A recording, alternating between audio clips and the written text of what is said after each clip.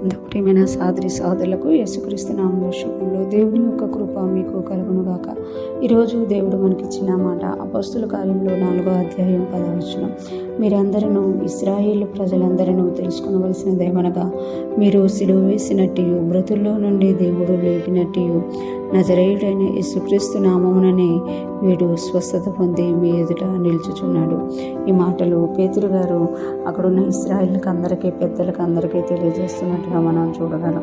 ఎప్పుడైతే పేతురు యోహాను 3 గంటల సమయంలో దేవాలయానికి ఎక్కిపోయారో అక్కడ కుంటివాడైన వాడిని దేవుడు స్వస్థపరిచినట్టు చూడగలం. ఆ స్వస్థత విషయంలో పేతురు గారిని యోహాను చెరసాలలో పెట్టడానికి వారిని సభ ముందుకు తీసుకొచ్చినప్పుడు పేతురు గారు చెప్తున్న మాటలు, మీరందరూ ఇశ్రాయేలు ప్రజలందరూ తెలుసుకోవలసినదేమనగా, అంటే మీరందరూ ఎవరైతే మమ్మల్ని ఇక్కడికి పిలుచుకొని వచ్చారో మీరందరూ ఇశ్రాయేలు ప్రజలందరూ, అంటే ఇశ్రాయేలులందరూ తెలుసుకోవలసిందేమనగా, మీరు సిలువ వేసినట్టు మృతుల్లో నుండి దేవుడు లేపినట్లు, అంటే వీరి స్వార్థం కొరకు వీరి యొక్క ఆలోచనలతో యేసయ్యను సిలువ వేసినట్టుగా ఇక్కడ పవిత్ర గారు తెలియజేస్తున్నారు. మీరు సిలువ వేసినట్టు దేవుడు మృతుల్లో నుండి లేపినట్టు, మీరు సిలువ వేశారు, దేవుడు యేసయ్యను మృతుల్లో నుండి లేపారనమాట. అంటే మీరు మీ అసూయ చేత యేసయ్యను సిలువ వేశారు, కానీ దేవుడు తన శక్తి చేత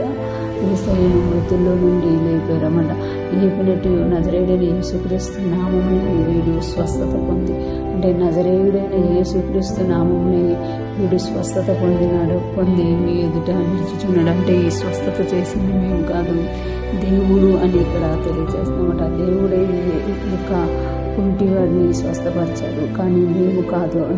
ఏదైతే మీరు స్వార్థంతో చేశారో ఆ స్వార్థంతో చేసిన దాన్ని దేవుడు తన శక్తి చేత లేపారు. ఆ లేపడం వల్ల అతడు ఈ స్వస్థతను పొందుకొని ఉన్నాడు. యేసుక్రీస్తు నామమునే ఈ స్వస్థత జరిగింది అని పేతురు గారు తెలియజేస్తున్నట్లుగా మనము చూడగలుగుతాం.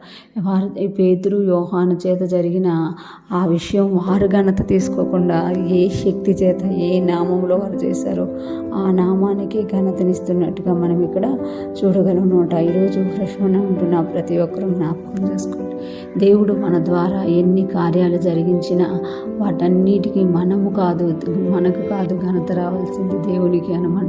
దేవుడు మనల్ని వాడుకొని మన ద్వారా ఎవరి విషయంలో ఏ అద్భుతం చేసినా ఏ కార్యం చేసినా ఆ సమస్త మహిమ దేవునికే చెందుతుంది అనమాట. ఎందుకనంటే దేవుడు ప్రతి ఒక్కరిని కూడా వాడుకుంటున్నాడు అనమాట. అక్కడ యోహాను గారిని పేతురు గారిని వాడుకొని పుట్టినప్పటి నుండి కుంటివాడిని ఎలాగైతే లేపారో ఈరోజు దేవుడు మనల్ని వాడుకొని అనేక మందికి సువార్త వెలుగును, అనేక మందికి స్వస్థతని, అద్భుతాలని తెలియజేస్తున్న, కానీ ఆ ఘనత అంతా యేసయ్యకే చెందుతుంది అనమాట. పేతురు గారు ఎలాగైతే యేసయ్యను చూపించారో మనం కూడా మన జీవితాల్లో యేసయ్యను చూపించే వారంగా, దేవుని శక్తిని చూపించే వారంగా ఉందుముగాక.